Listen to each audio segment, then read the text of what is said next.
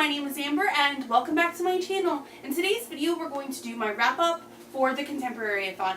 I have posted a reading vlog for Contemporaryathon, however I figured I wanted a place where all my concise thoughts for the Contemporaryathon would go, and what better place than this video. So let's get started. This book I read completed the challenge of a book with orange on the cover, and that book was Josh and Hazel's Guide to Not Dating by Christina Lauren.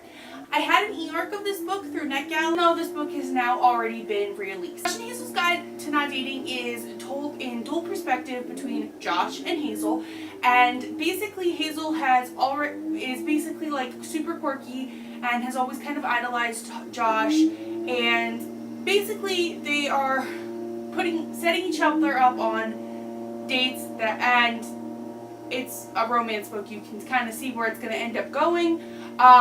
And it's really cute. I really enjoyed Josh and Hazel as characters.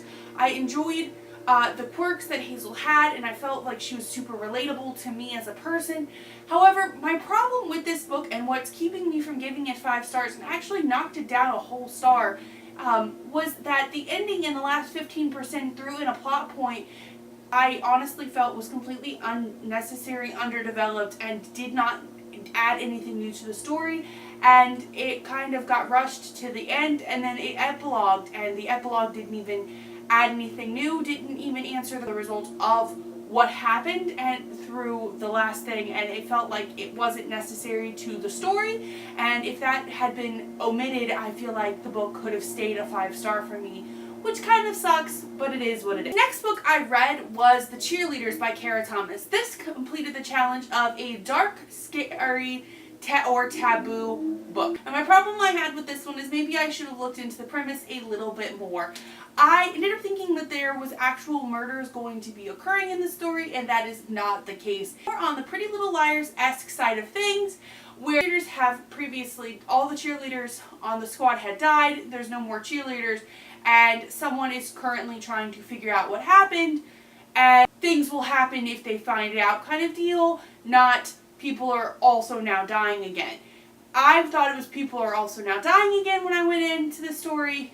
Unfortunately, that is not the case. It's more Pretty Little Liars-esque, and I didn't like that kind of aspect of Pretty Little Liars, so I ended up giving this book 3 stars. The only real plot twist that kind of got me was the very, very last one, so it just kind of wasn't for me. I read Finding Yvonne by Brandy Colbert. This book was my diverse pick, and it was about a girl who had originally thought her future was with her violin, and she's finding that it might not be the case anymore. A book about a teen pregnancy, and it just wasn't done very well, and I kind of was really bummed about it. But I ended up giving it 3 stars, and I'm interested in picking up a different book by Brandy Colbert in the future because I did devour this book in one sitting. Next, I listened to the audiobook of Gabby, A Girl in Pieces by Isabella Quintaro.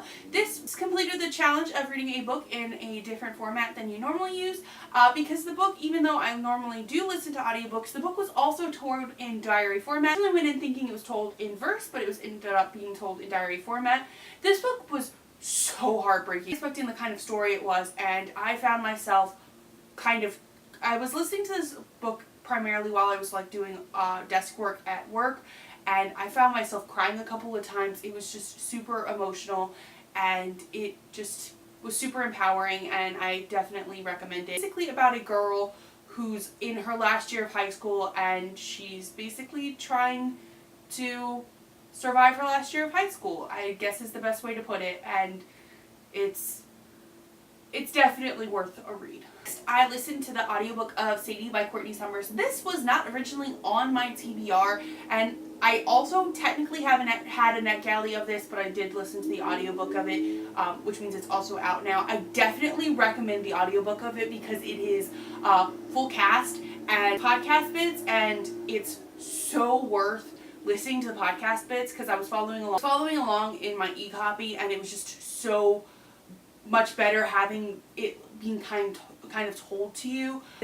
Her sister has been found dead, and she feels the case was not handled well, and so one part is this podcast trying to find Sadie before it's too late. The other part is Sadie trying to find the person who she believes is responsible for her sister's death, and it made me cry, and there's like a clip in my vlog where I'm crying, and it just, I stick by my, it's a 5-star read. It's emotional. The ending, I know the ending won't be for everybody, but I think it fits perfectly with like the pacing of the book and like where the book is kind of leading, and it's just, I totally recommend it. Sadie technically didn't complete any challenges. I just wanted something to listen to while I was doing homework, and I had heard amazing things, and so I just popped a book in even though I hadn't completed all the challenges yet.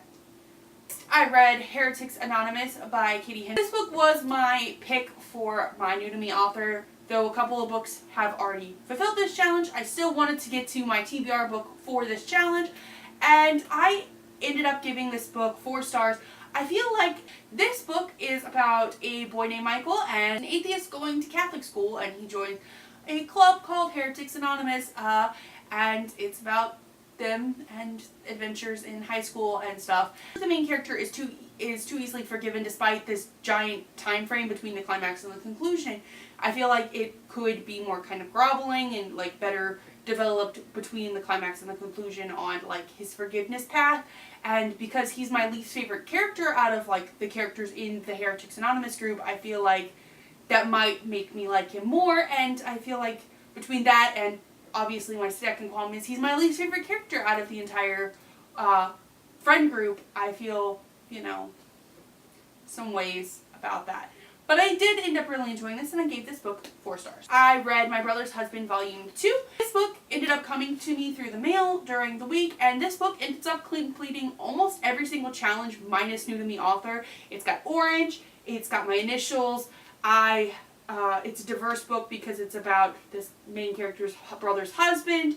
It's a 5-star prediction. I love this book series. There's only 2 volumes in the series, however, you definitely should consider picking this up even if you have never read manga before, because it's definitely super worth. Definitely talks of homophobia in this one, and the first one. The main character's brother went and moved to Canada and married his husband and passed away, and his brother's husband basically comes to Tokyo as his final like promise to get to know his husband's brother's family, and it's him getting to know the family, and he's visiting, and it's him getting to know his husband's niece, and them just like going on adventures, but also you see, you know, how homophobia is dealt with in Japan, and it's just so wonderfully done, and the art is beautiful, and it's just, I definitely recommend it, and I can't explain it better, and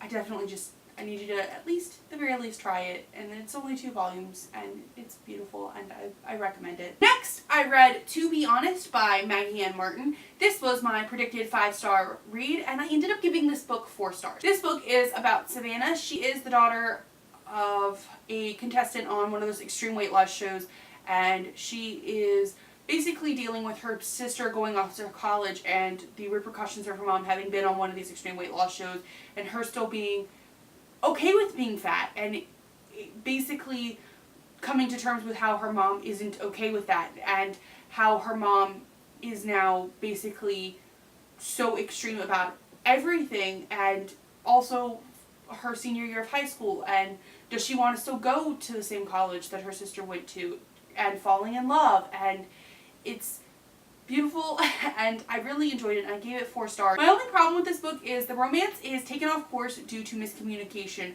twice, and I know that one of the times is because of the love interest being shy and kind of anxiety reasons. However, miscommunication being the cause of like romance problems is one of my least favorite like tropes, so I just kind of couldn't get behind that, but otherwise I really enjoyed it, and it's a very high 4 star. The last book I read during the Contemporaryathon was The Proposal by Jasmine Galario. I believe Nicole is at a Dodgers game and gets kiss cammed proposed to, and she doesn't want to marry this guy, and so everybody's kind of mad at her, and Carlos sweeps her off her feet and kind of saves her, and romance ensues from there, and hence why the book is called The Proposal, because they're, you know, relationship starts because of this proposal. My problem with this book is it's very similar to how The Wedding Date is, which is the author's previous book, which, by the way, this is technically a companion to The Wedding Date, even though the book does not state this is a companion to The Wedding Date. Definitely very cheesy, and you can tell that these are the author's very first romance books, and that's totally fine. It's just, I go in expecting more and with similar expectations as I did with The Wedding Date, because The Wedding Date had been so hyped, and I felt that the author's writing had a potential to improve since The Wedding Date, and it felt like it was the same level, so I still ended up giving this one 3 stars. So that is everything I ended up reading for the Contemporaryathon. What did you end up getting to during Contemporaryathon? Thank you all so much for watching, and have a nice day!